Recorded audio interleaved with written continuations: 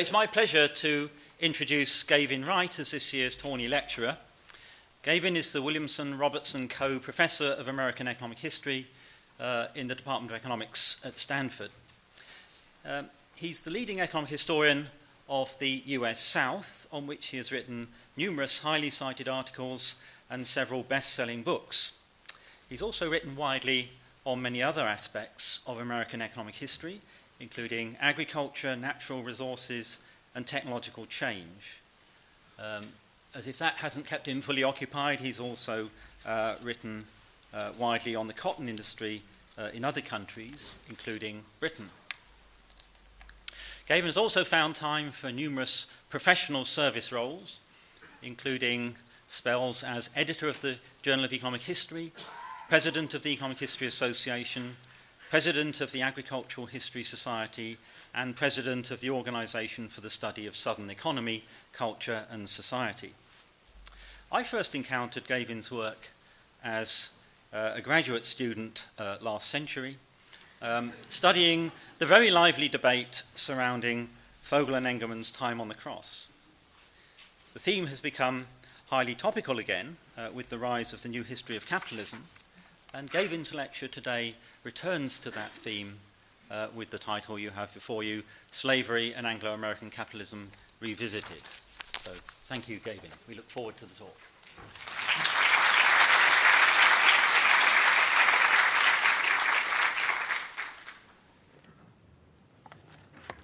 Thank you, Steve, for that very generous introduction, and thank you also for the invitation to deliver this lecture. It's a great honor to deliver a lecture with such a distinguished heritage, and thanks to all of you. Looking up, I can now see we have a room full that you have stuck around to hear me after a long and very filled conference. This is not actually my first attendance at an Economic History Society meetings. I attended in 1999, yes, in the last section. I was presenting a paper jointly authored by Paul David. And we've had such a good time, a good experience this time around. I think I'm planning to make it a regular 20-year cycle as part of our routine. Now I'm going to begin in a slightly unusual way. I'm actually going to read the first 2 pages. I think one of the great marks of progress that we have made in our field is that people no longer read their papers. But in this case, I'm going to slightly deviate because there's a better chance that I will make the main points that I want to at the start and not leave anything out. After that, I'll turn to the slides. The relationship between slavery and the Industrial Revolution is one of the oldest debates in British economic history, second only perhaps to the standard of living controversy. We could have a nice debate about that. What's the oldest debate? On the American side, a parallel debate about slavery and economic development has been largely separate. Originally concerned with the profitability of slavery, attention then moved to issues of efficiency and productivity, and most recently, prompted by claims from practitioners of the new history of capitalism, to the role of slavery in U.S. economic development. Remarkably, these 2 conversations have had almost no connection to each other, with the notable exception of Sven Beckert's Empire of Cotton, which links the technological revolution in cotton textiles to the exploitation of slaves in the cotton fields of the American South. In this lecture, I propose to conduct, to commit, to practice intellectual arbitrage by joining these 2 literatures. The linkage, however, is not exactly seamless. It turns on the neglected Part 2 of the Williams thesis. This refers to Eric Williams, on whose title, Capitalism and Slavery, I borrowed my title. Part 2 was that British industrial development, quote, stimulated by mercantilism, later outgrew mercantilism and destroyed it. In the dissertation that formed the prelude to his famous book, Eric Williams was even more explicit. The tremendous expansion of British industry and commerce was accompanied by the declining importance of the colonies, which had once been the gems of the empire. The argument, in other words, was that abolition became viable in the 19th century because slavery and the slave trade were no longer, quote, the vital props that spurred the rise of British industry. In contrast with recent assertions of the centrality of slavery for American economic development, The argument here will be that part 2 of the Williams thesis applies with equal force to the upstart economy across the Atlantic. Yes, there was a resurgent second slavery in the hemisphere, led by the U.S. South, also robust in Cuba and Brazil, but Anglo-American capitalism no longer needed this coercive partner and was not sorry to see it go. I'm trying not to mince any words to maintain your attention. A few guideposts at the outset may be advisable. It has never been my practice to reify concepts like capitalism and treat them as historical actors, and this paper's title does not mark a change in this policy. No, I'm stuck in my ways. But the term capitalism can be a useful shorthand for a combination of market forces and political pressures from powerful economic interests. Because the term has come in for widespread use in this historical territory, I use it that way for convenience. Secondly, although the present effort draws inspiration from Eric Williams, it does not concern itself with the precise or true definition of the Williams thesis, still less with its truth or falsity. Capitalism and slavery should not be regarded as a sacred text to be worshipped or renounced. It was a product of its times and a suggestive motivator for ours, but ultimately it falls to us to understand the historical record with our own tools as best we can. Thirdly, the formulation offered here is not an attempt to substitute a materialist interpretation for an alternative emphasizing the role of ideas and humanitarian sentiments in the demise of slavery and the slave trade. Ideas and sentiments mattered, but they were not free-floating and exogenous to economic developments. The most virtuous of abolitionists still had to refute the claims that ending the slave trade would be economically disastrous. Even Eric Williams' thesis supervisor Vincent Harlow, while urging his student to emphasize the humanitarian side of abolition, acknowledged, quote, whether the humanitarians could have got their way if the nation as a whole had been convinced that the national economy would have been thereby seriously crippled is, of course, another matter. Williams himself did not deny that abolitionists were moved by compassion, concluding only this, quote, even the great mass movements, and the anti-slavery mass movement was one of the greatest of these, show a curious affinity with the rise and development of new interests and the necessity of destroying the old. Curious affinity leaves us much room to maneuver on the interactive frontier between material interests and social change. All right, let me turn to the slides. All right, I think we're going to use this method. I try to minimize the number of bullet slides, but it's inevitable to have a few. I begin by acknowledging I am not offering you any new scholarship on the 18th century relationship between the slave trade and British industry. I'm offering a summary of what I take to be an emerging body of literature. I will not use the word consensus. Having just heard Joel Mokyr last month, I most certainly will not claim consensus, but I will claim there is an emerging body of scholarship emphasizing, as it says in the first bullet, that long-distance markets were critical for industrial revolution technologies.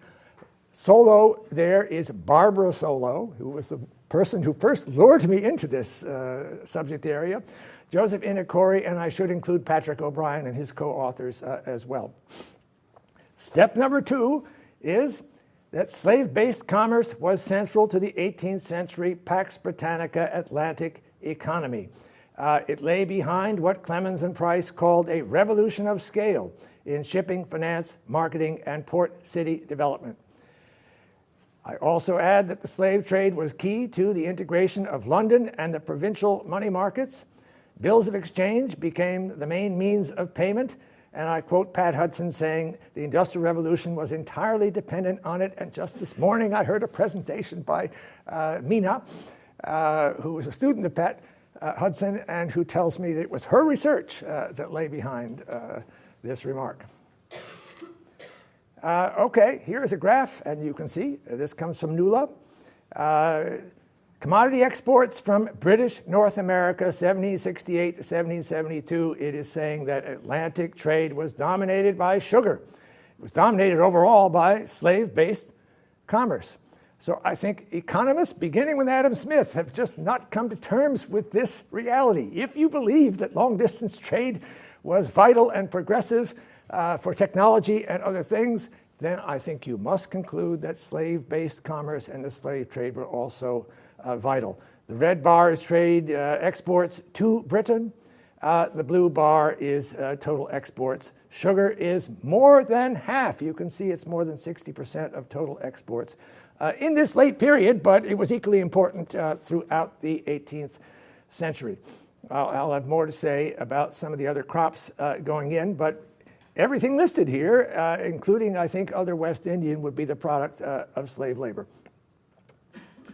Here I have done something slightly unhistorical. I have taken those North American colonies and divided them into two, free and slave.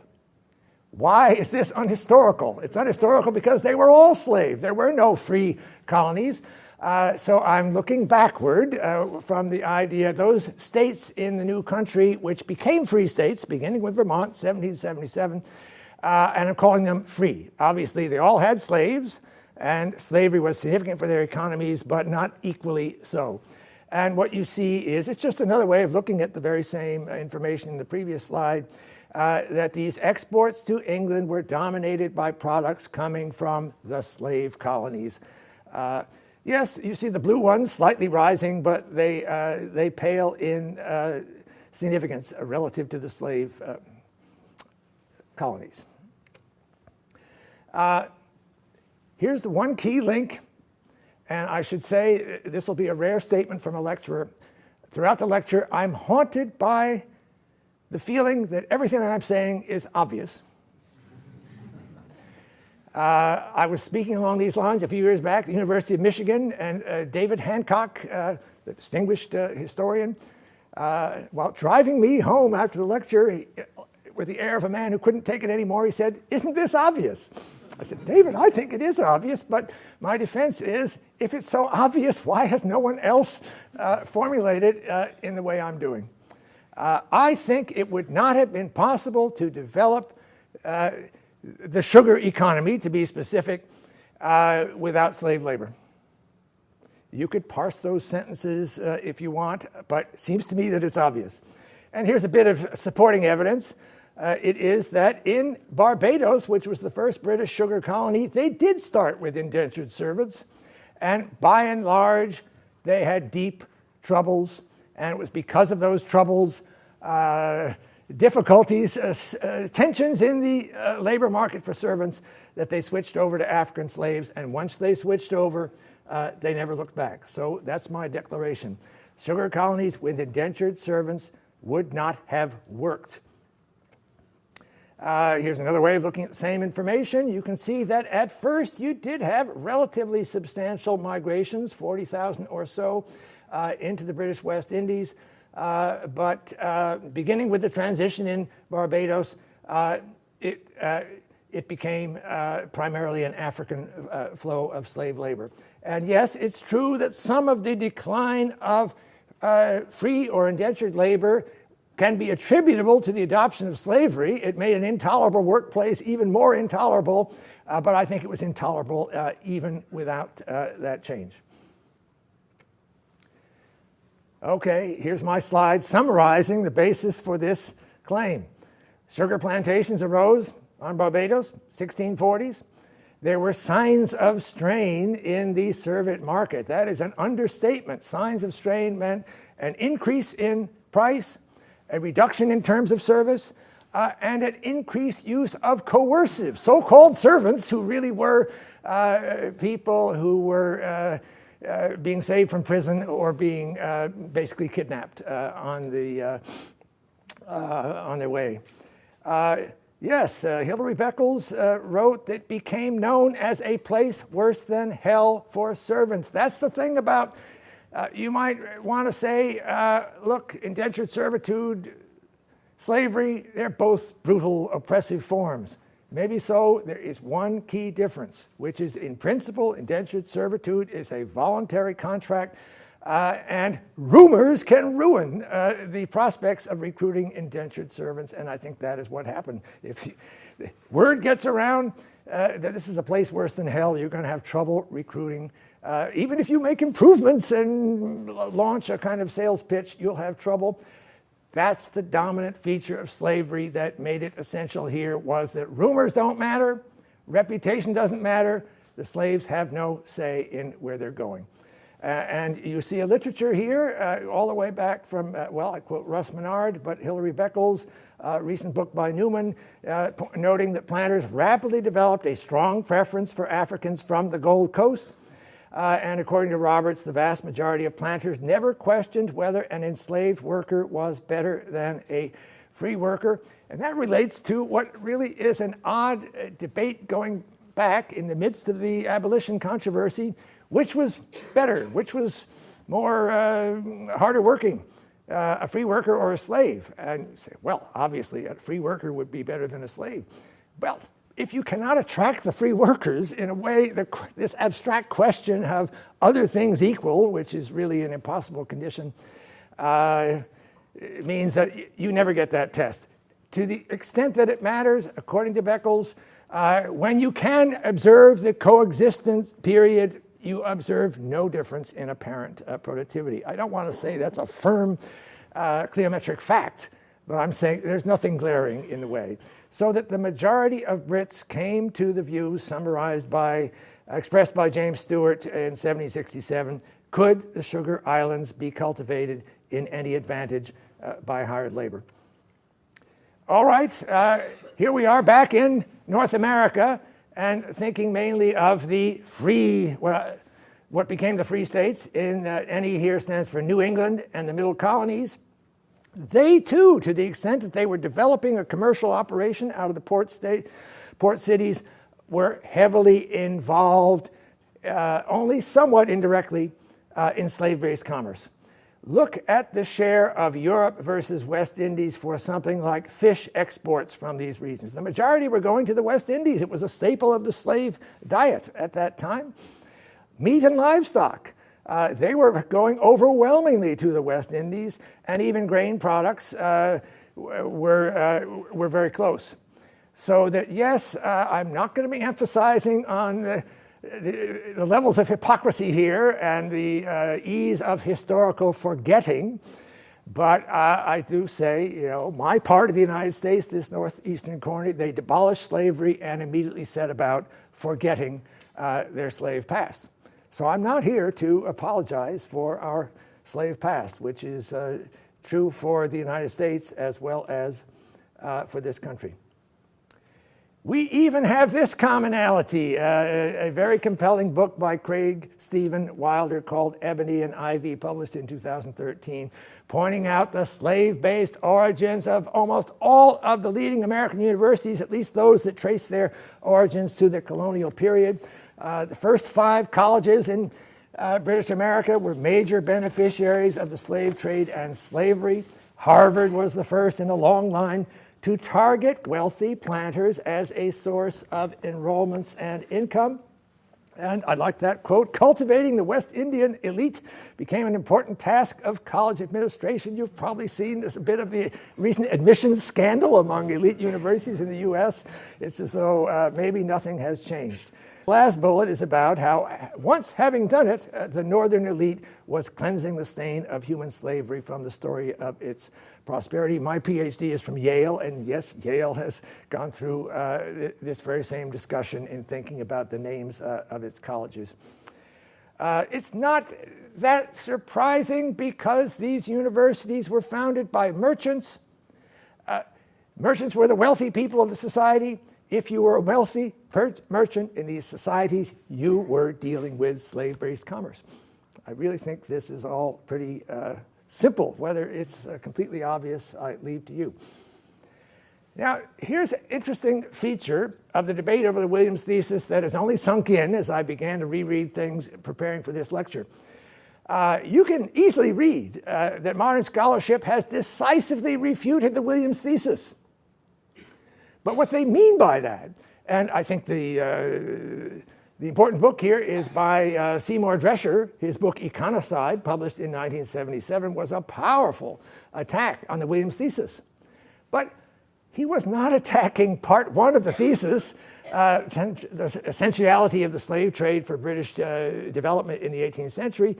He was attacking the decline thesis, the claim that slave trade was only abolished when the sugar islands were already in decline. And in contrast to that, as you can see in the second bullet here, he argued slavery was first attacked where and when it was leading the international pack. He said that economy was very strong until its labor supply was chopped off in 1807. Now, one of the things I came across recently was this quote from Philip Curtin. Many have simply shied away from the tangled question of West Indian decline, and we are no closer to a generally accepted answer than we were 100 years ago, and Philip Curtin wrote that in 1954. So maybe this debate is doomed to go on forever. There have been responses to Drescher.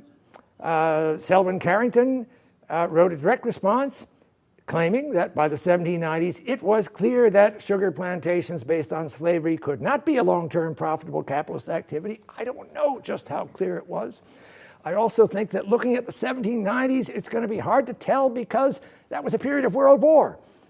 In fact, I think this whole decline debate is intractable because it is pretty difficult to identify long-term historical developments in important concepts like capitalism in the midst of an economy dominated by military and strategic concerns. And another book by Ryden, and I was pleased to be on the Cambridge Press editorial committee that put it out, emphasized, he defends the concept of decline, but in a somewhat different way from what Williams said, but starts with something they both say in common, that the whole lay of the land changed with the American Revolution. Prior to that, as we've just seen, the British Atlantic Empire was a well-coordinated, smoothly functioning system. Once the Americans were out, the planters wanted to resume trade with them, and so they found themselves arguing against the mercantilist policy of trade internal to the empire. I really think that changed the whole strategic discussion, even if they were not in immediate decline. Second point from Ryden is slave rebellion in Haiti changed the degree of complacency about the viability of slavery in a more literal way. And then in the immediate context for 1807 was overproduction and falling prices. Here's what I'm going to argue, and I hope there isn't, this doesn't, you may feel this undermines the simple clarity of the schools of thought here, but I think it's a more appropriate development. The one point Seymour Drescher makes that I think is undeniable is it is not literally true that slavery, it was impossible for the slave economy to expand, the slave sugar economy. He points out Britain had ample new territory to develop. It could have done so using slavery. It chose not to because really that decision was made in 1807, and whatever else happened, it was far from clear where things were going. But they were not going to reverse that decision. So I like this quote from Seymour Drescher. There's no reason why capitalism should be perceived as the great unmoved mover in this process. In other words, I, for one, am willing to acknowledge that the abolition of the slave trade in 1807 changed the future course of history.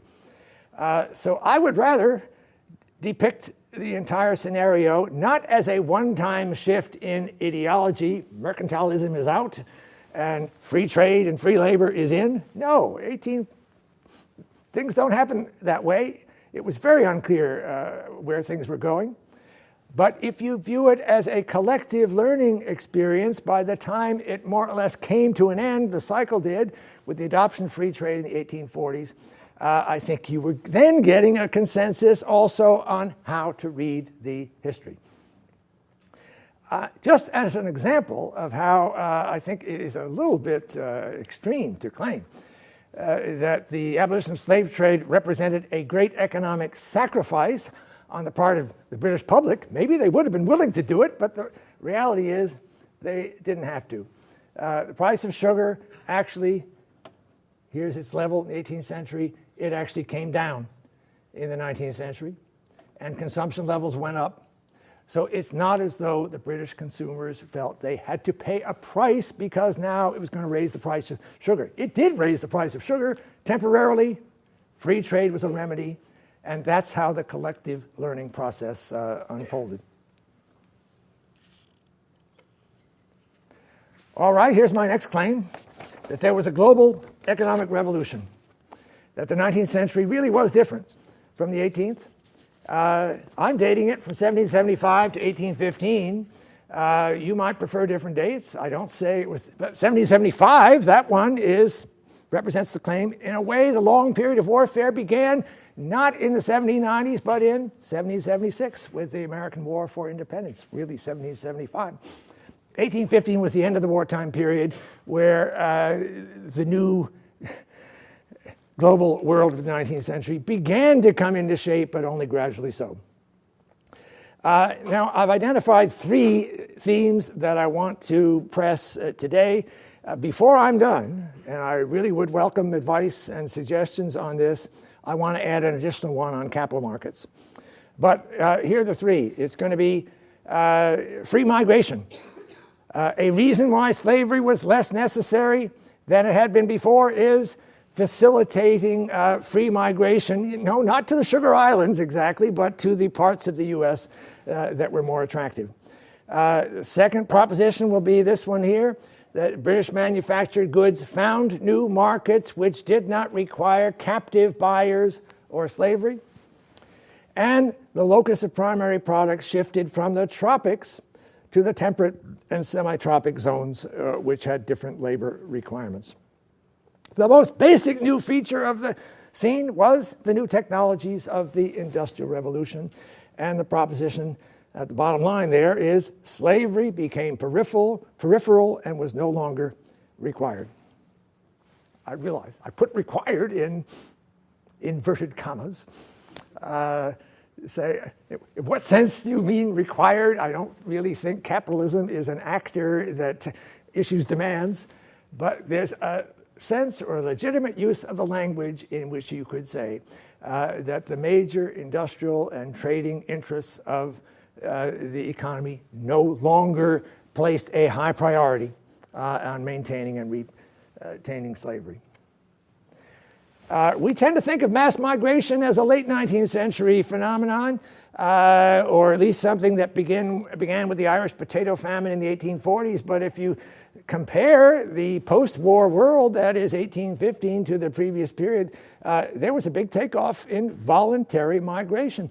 Indentured servitude itself had declined over most of the 18th century, and it virtually never abolished, but it virtually disappeared in the 1820s.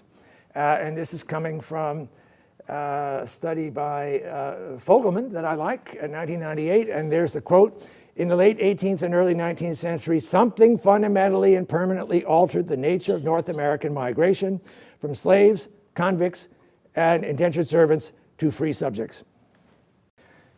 And just to elaborate one more time, I'm not denying whatsoever that this encouragement or fostering or facilitating of free migration was in part an adaptation to the abolition of slavery. All the northern states had abolished slavery by the turn of the 19th century. That was an unintended consequence of the American Revolution. Whatever else went into the American Revolution, it was not a plan to abolish slavery, but it had that effect. And as I have argued, it really could have gone differently in any number of those states. And if it had, the whole course of American history would be very different. New diverse export markets. I actually think I have the author of that first quote wrong there. It's Davis rather than Richardson, but you can find many supporting places. And if you've got some good ones for me, please send them in.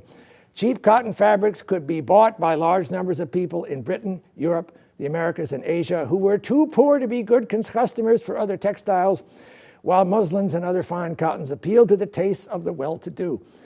Look, there was an industrial revolution. I know I'm emphasizing the cotton industry, but that, I think, was the most important growth sector, and it was a big deal, and it was a global export opportunity. Not in any way necessarily targeted to slave areas. Free traders pointed to the fact that the British shipping activities had grown twice as fast on unprotected routes opened under the reciprocity agreements of 1824 as unprotected routes. This is the collective learning process at work. No, not everyone believed in free trade, but they found these incremental moves through the reciprocity agreement were paying off in the form of expansion of export markets. Hey, this powerful necessity for coerced labor seems to have been drifting away. I'll get back to cotton, I know that's you're thinking about. Okay, I showed you the graph of exports from free and slave colonies. Now here's the same graph where you have imports into free and slave colonies. And what you see here is that, in a way, this phenomenon was happening already in the 18th century. That is, by the eve of the American Revolution, right here, free colonies as a market for British manufactured goods had matched the slave areas. So you might say, well, that's part of what they're learning. But you might also say, well, wait a minute, you just told us that where were they getting this purchasing power in the free colonies? Well, they were getting it from slave-based commerce. So I think you could argue both ways about that. And indeed, I think the contemporaries, some of them were eager to forget, deny, and so on, even in 1775. Others realized full well. It is interesting, and Seymour Drescher has pointed this out to me, that trade to the slave-based colonies did bounce back. It's not as though they had disappeared from significance after the American Revolution, but they did decline in relative significance. Our problem is that after this period, this is Elizabeth Schumpeter, we cannot distinguish trade into the free states and into the slave states because the trade data don't give us that information. Okay, here's a graph showing my point about exports of British cotton, exports by regions. You see the very high, prominent role to Americas and West Africa. I used to wonder, why does Joseph Inakori and others aggregate these two, Americas? Well, because he is saying the exact thing that I've just been saying. In a way, it was all based on slave-based commerce. It declines substantially over time. The European market rose, and here's rest of the world, just to simplify, with Asia coming in as a not insignificant market after 1815. Okay, I said we can't distinguish the free states from the slave states. So here's two ways of looking at the very same relationship. This is now from 1780 up to 1854. If you classify the USA as a free country, you can see that the overwhelming growth of trade was to the free states, well, to free countries overall. Maybe you don't say, okay, the US was half slave and half free. Maybe that isn't right. Let's leave the US out of it. You still get, qualitatively, the same pattern. The growing markets were not in slave areas. They were in free areas. I understand free may be an oversimplified concept, but they were not slave areas. All right. How about cotton? Because everything I've said here is, okay, you've got a transition from sugar to cotton. Sven Beckert argues, and this is a common theme in the new history of capitalism writings about the 19th century, which is they want to take the Williams thesis and apply it to 19th century the U.S. They're relying on Douglas North's book of 1961. Often they don't even cite Williams, but they do cite North. And they're saying, well, cotton was the new sugar. And I'm saying cotton was not the same as sugar. Sugar was grown in unhealthful, unappealing places, unlike cotton, where, yes, the climate's a bit rough sometimes of the year, but you can attract a free population. Sugar plantations required large fixed capital, so financing was a big issue there. Not so for cotton, which was growable at full range of scales. Sugar cultivation was brutal and debilitating. So, I have my claim, British West Indies could not have developed with free labor. In contrast, cotton could be grown efficiently at any scale and would have expanded without slavery. So, just to advance a provocative claim that maybe is not so obvious. I'm saying that if slavery had been abolished in the U.S. at the time of the Constitution, 1790, the Cotton South would have developed almost as fast, or perhaps even faster, and the Industrial Revolution and the cotton industry would not have been deterred much at all. Well, what about Sven Beckert points out that the early surge of cotton growing came from the West Indies. It was based on slave labor. He says slavery was essential for this quick move into cotton. I say no. They happened to have slaves. They had slaves because of sugar. It meant that when the opportunity to grow cotton was there, of course, they shifted their slaves to some small degree from sugar to cotton. I think it's a case of, yes, past dependence, a case where the slaves were there and the owners were trying to find profitable uses for them. And really, the same was true in the transition from tobacco to cotton on the mainland. I was going to say, of course, I'm saying cotton and slavery were not necessarily tightly linked. But of course, there were some collaborationists, collaborators, people who bought into the slave owners' line that slavery was essential for their productive performance. And here's one of these, Karl Marx. He wrote this in 1846, "Without slavery, you have no cotton." Yes, a very popular quotation among the new historians of capitalism. "Without cotton, you have no modern industry. It is slavery which has given value to the colonies.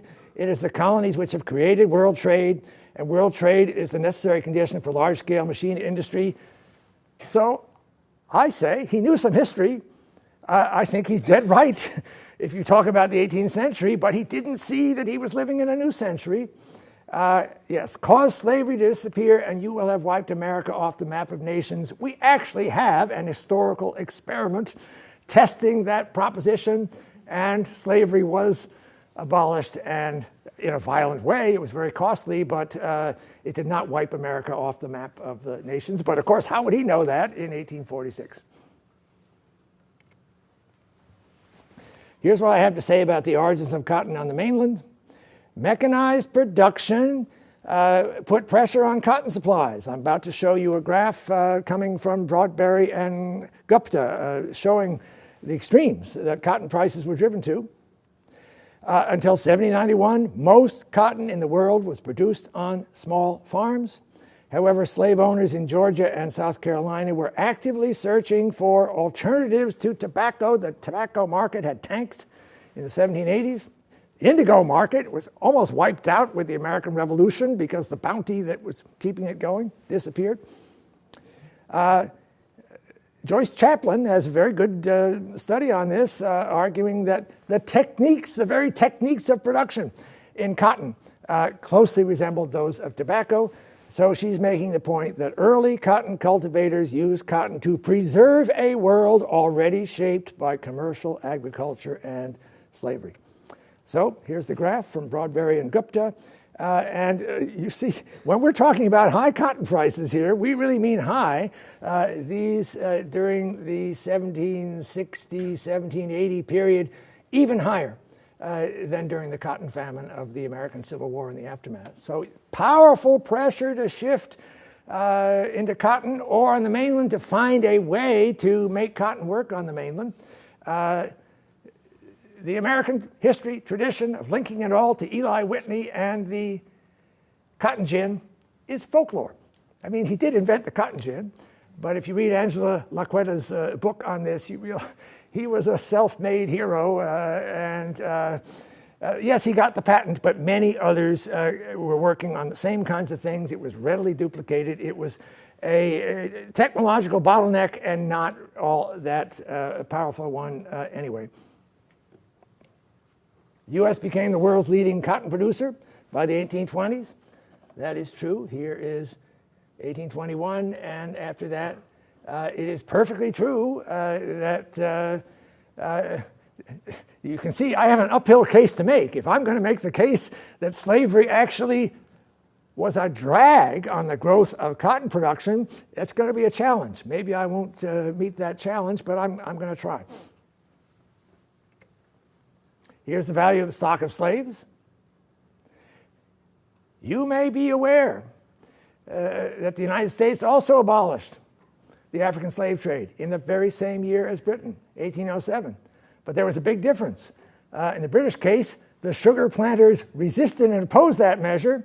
In the American case, the slave owners actually supported that measure. So that what we are seeing here, when you see the rise in the average price of cotton of slaves with fluctuations, is demand pressing on a relatively inelastic supply of labor, quite in contrast to the elastic supply that the African slave trade provided in the 18th century. Okay, Steve mentioned the great debate of the 1970s over time on the cross, written by Fogel and Engelman. It had to do with estimates of total factor productivity using the census of 1860. Every review article by an economic historian, including well, not just economic historians, people like John Clegg, has complained about the new history of capitalism. They neglect the literature that we produced back in the 70s. Is it that we just feel neglected and we don't like to feel neglected? No, we think we learned something from that body of scholarship. And I will tell you what I think I learned about the sources and origins of this pattern here. What you're seeing, just in case it's not obvious, they're a measure of total factor productivity, index of outputs, divided by an index of inputs. For zero slaves, there were many free farms with no slaves in the South, but they're down here around 100. And as you go up the ladder in scale, it's not uniform, but you see there is a large total factor productivity advantage for slavery. So that's the basis for their argument. That the linkage between cotton and slavery had to do with efficiency, and they used the term gang labor. They did not yet use the term the pushing system, but that system, that phrase was invented by Edward Baptist. They're really talking about the same thing, intensification of labor. Well, in brutal summary, here's my explanation for the association between their measured total factor productivity and an economic phenomenon. It is a measure of the degree of commercialization as indicated by the share of cotton in the total value of output. And I wrote this in 1978. Well, this just gives you a descriptive line here showing you association. There's a lot of detailed econometric work in there, and we had a big debate in the American Economic Review, and the triumphal feature of my essay there was a regression showing that you get a significant coefficient for the crop share in productivity regressions, and if you do it for the slaveless cotton farms, you get the exact same coefficient as you do for the sample as a whole. In other words, the small farms could have done it if they had chosen to. They chose not to. If I were a member of this group, well, I would look at this graph and say, aha, here's the linkage. The small farmers were practicing safety-first farming.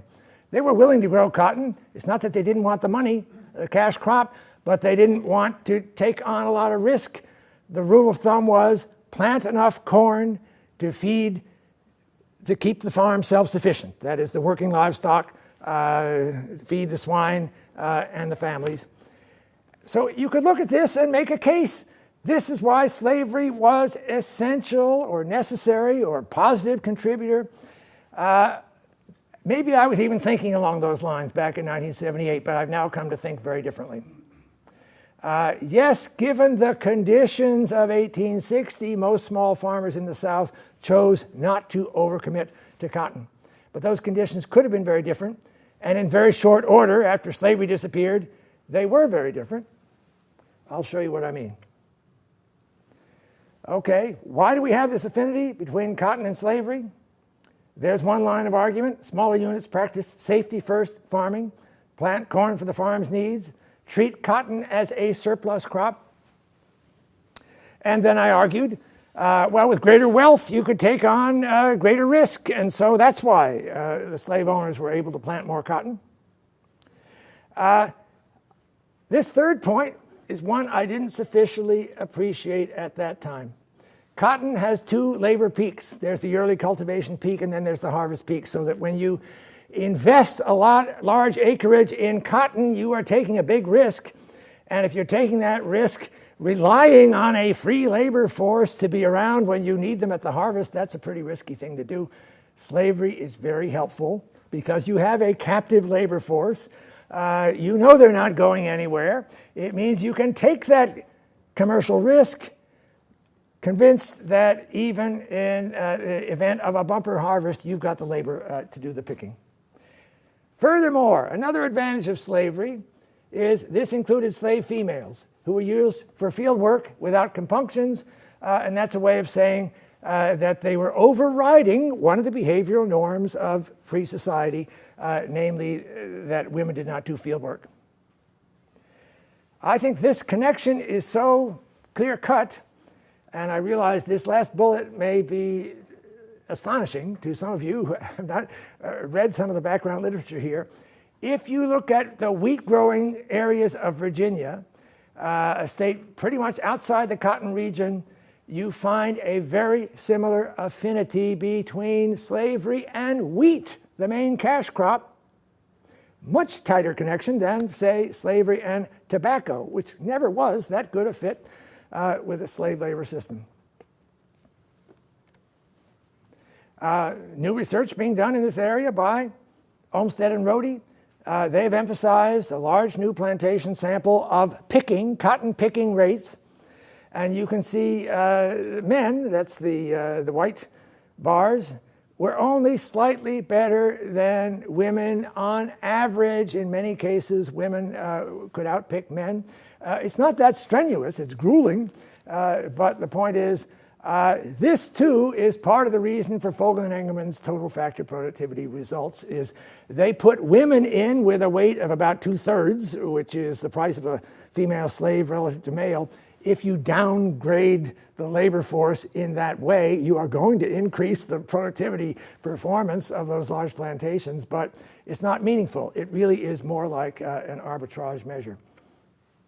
If you use instead total factor productivity with unweighted labor, you get this picture, which is very different from the one you saw from Fogel and Engelmann. This is only one set of things among others. I think I should push forward, and I think I'll meet my target of finishing by turn of the hour. Here are the picking rates, also coming from Olmsted and Rhodey. What Olmsted and Rhodey emphasize is the improvement in cotton varieties. It was a technologically progressive regime in the slave South. And what they show is a lot of the productivity growth. I mean, new historians of capitalism emphasize that the average productivity growth rate is about 2% a year. In other words, comparable to what was happening in modern industry. Yes, but two things. A lot of that had to do with regional shift from the relatively poor soils of the Piedmont into the richer soils of the Delta, with associated change in cotton varieties that were particularly well adapted to that regional shift. So yes, you see that there's a dramatic change, all right. You can also see it was slowing down over time as the regional shift was continuing. Here's some ads, just to give you a little bit of verisimilitude to this idea of actively marketed biological innovation, improved cotton varieties, as a contributor to the, how does improved cotton variety, it increases yields per acre. Why would it increase output per laborer? Well, here's why. In 1790, I shouldn't point that way, back here, you're looking at bowls of cotton, walnut size and way over close to the ground. It's going to be a back-breaking thing, and you're not going to be very productive. Here we are in the Mississippi Delta in the 1850s. I'm not trying to say slavery became easier.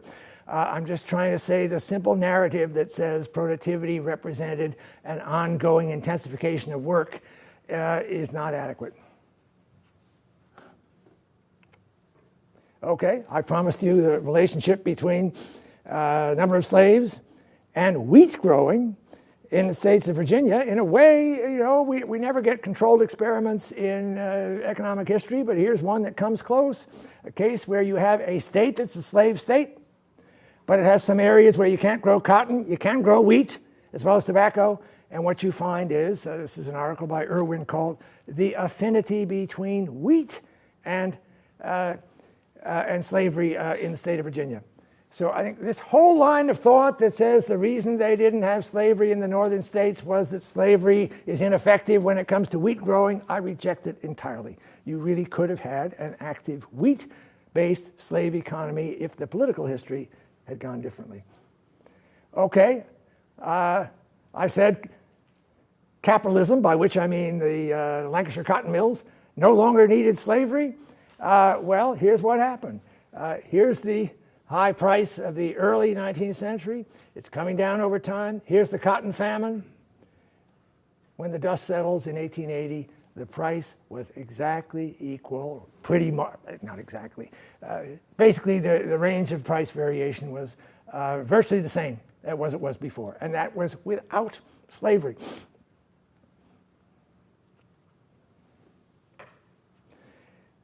You see, the expansion of the slave area leapfrogged the Southeast and moved immediately. Perhaps slavery accelerated this rush to the frontier, and that would be a contributor to the growth of cotton supply. But they bypassed and left behind large areas of the Southeast. The biggest share of the increase in new cotton production after the Civil War was coming by active capitalist recruitment, which is to say building infrastructure, railroads, markets, country stores, offers of credit, as well as commercial goods. I think this could have happened much, much earlier, and it would have happened except for slavery. Okay, the new historians of capitalism make the case or argue that the slave South was crucial for U.S. development. I think we collectively refuted that back in the 70s.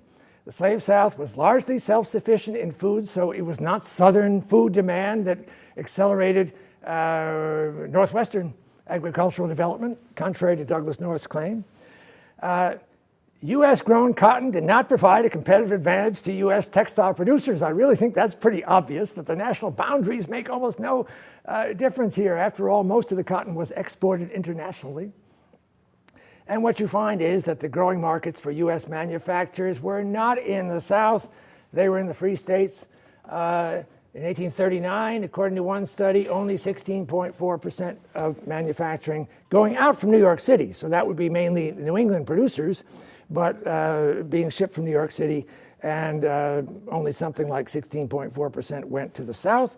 Population growth was higher. Transportation was more developed. Urbanization was faster. All these are reasons why they were not looking to the slave areas to sell their goods. They were looking to the burgeoning economies of the free states. All right, I'm going to go so far as to claim that slavery may have reduced cotton supply relative to... the emphasis here has been on high levels of output per slave. Yes, but output per slave do not tell you what's happening to the totality of cotton supply. The slave South underinvested in transportation and infrastructure so that large sections remained remote from markets. So yes, I think I was getting it right in talking about the safety first mentality, a kind of a cultural feature.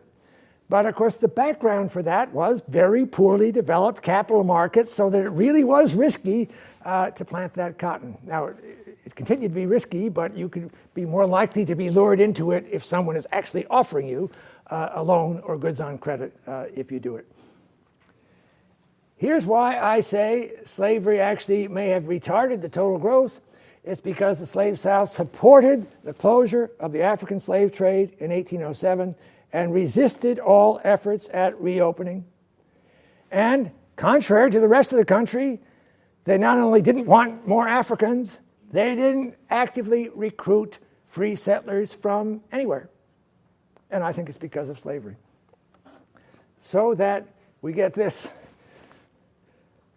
Southern income. I'm using Lyndon Williamson's estimates here, but I really think any estimate would show you the same thing. Southern income, that is the slave areas, constituted 60% of total national income in 1774. The southern states took a big hit between 74 and 1800, and by 1850 they're down to 31%. 1850s were the most prosperous decade in the history of the South, and yet they inched down a little bit more. I don't think these areas were fundamental to the expansion of American industrial capitalism. Okay, here's the canal network, which was overwhelmingly in the north, bypassed the south almost completely. Railroads, they did build railroads in the south, but you can see that per 1,000 square miles, the northern states were crisscrossed with railroads far more densely than the southern states. There is a long-standing debate which region performed better. If you look at farm value per acre, that would be one index of progress. You get this striking difference. Northern states were generating increases in land value, farmland value, far more rapidly than the South. In the South, you get some high-value areas out here because of their natural fertility, but not further to the east. Northerners certainly thought that the South was a backward economy. Here's William Seward, New York, reporting on Southern trips in 3 different years, describing exhausted soil, old and decaying towns, wretchedly neglected roads, and in every respect an absence of enterprise and improvement on every trip. I wish that at least one northern man from every town could be with me to see the practical workings of slavery. And you read about this, and you might, why did they stick with this system? I love asking my students that. Yeah. That's a good essay discussion. The South made a big mistake. Discuss, or true or false. Well, they had one big reason for not changing their ways, namely the value of personal property, which is primarily slaves. These were some of the richest people in the country, perhaps some of the richest in the world, and that's because of the high value, high and rising value of their slave property. So I will not occupy with, I go through an exercise showing if you add these two together, you find it's almost a dead tie between the regions in terms of total wealth accumulation. But of course, the composition of that wealth was entirely different. And the South, once the rules changed, they were stuck with an underdeveloped economy in terms of conventional forms of capital. Did the slave owners care? Oh, there were a few alarmists saying, if we're really thinking about a civil war here, maybe we should be thinking a little more about preparing, but not Senator Lewis Wigfall, 1861. He was proud. We're a peculiar people, sir. We're an agricultural people. We're a primitive but a civilized people. We have no cities. We don't want them. We have no literature. We don't need any yet. We want no manufacturers. We desire no trading, no mechanical or manufacturing classes. As long as we have our rice, our sugar, our tobacco, and our cotton, we can command wealth to purchase all we want and to lay up money besides. That's why someone like Eugene Genovese, who was a big name in the slavery debate back in my day, but is totally neglected by the new historians of capitalism, he kind of fell in love with the slave owners and their critique of bourgeois capitalism. And you can see, I never bought into that myself, but Gene liked it. Did the slave South actually threaten U.S. capitalism? Not really. They were perfectly willing to do business with slave owners. In other words, Sven Beckert was not the first to describe this devil's bargain between the lords of the lash and the lords of the loom. They were called the Cotton Whigs. But it does happen to be true that in the late antebellum period, Southerners were increasingly blocking the pro-growth agenda that became the agenda of the Republican Party. They were anti-tariff. They were unwilling to spend federal money for rivers and harbors, so they were really stymieing the growth of the Great Lakes area. They were opposed to the Homestead Act. They were against the Pacific Railroad. They were low government, low tax people, and yes, you wonder, it all sounds very contemporary, doesn't it? The Dred Scott decision of 1857, which seemed to say that slavery has to be open, the rights of slave owners have to be respected anywhere in the country, it did threaten the investment plans of railroads going into Kansas, and according to a study by Jenny Wall, it depressed their share values. So here is a kind of indication of that. So that, no, they could have had a perfectly comfortable life together, Northern capitalism, Southern slavery, but the expansion question pressed the issue, and the Northern capitalists really did begin to look at things differently. So here's my conclusion. I'm saying Anglo-American capitalism did not need a second slavery, or at least that it's a reasonable use of the language to say that. Here's some commonalities between the two cases. The best and fastest growing markets for manufacturers were in non-slave areas. Financial innovations and state support facilitated settlement and commercialization by family farmers. Yes, some of that's an adaptation to not having slavery anymore. I think we should acknowledge that. Nonetheless, it was a very successful adaptation. The non-slave states and countries found new ways to attract settlers and capital.